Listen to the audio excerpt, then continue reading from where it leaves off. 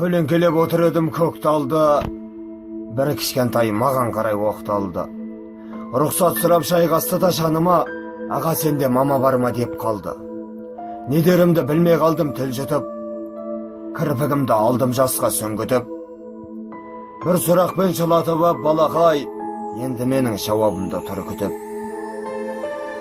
Үндемедім, жауап қатып нетемін, халі таныс бұл кішкентай көкенің.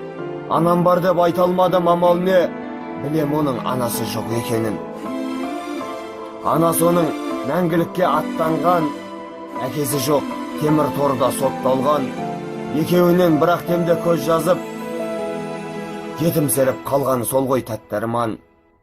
Бүгін кешке мамам үйге келеді, деп балақай тәтті үмітке сенеді. Мамаң сенің жұмысына кеткен деп, атасы оны алдап қойған себебі. Кішкентай ғой, оған қалай нанбасын, көніп жырау тағдыр басқа салғасын. Өзі жемей мамам келсе берем деп, бір қолына ұстап ап та алмасын. Аңсап жырау, көрігісі кеп шамасы, кішкентайдың сағынышын қарашы. Атын айтып айғайлайды еркелеп, бірақ оны естімейді анасы. Өтсін көктем, өтсін қыс, жаз, күз мейлі, байғұс бала үмітін еш үзбейді. Сәби жүрек сезіп жүрме бірдеме, әкен емес тек ананы іздейді.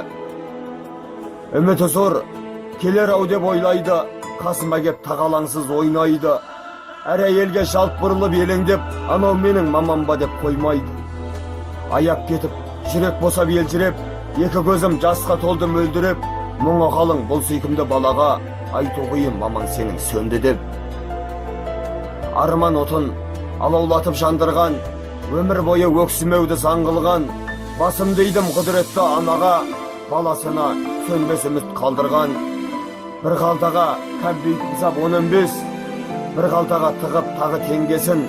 Байғұс бала күтіп отыр анасын, қайдан білсін бүгін тағы келмесін.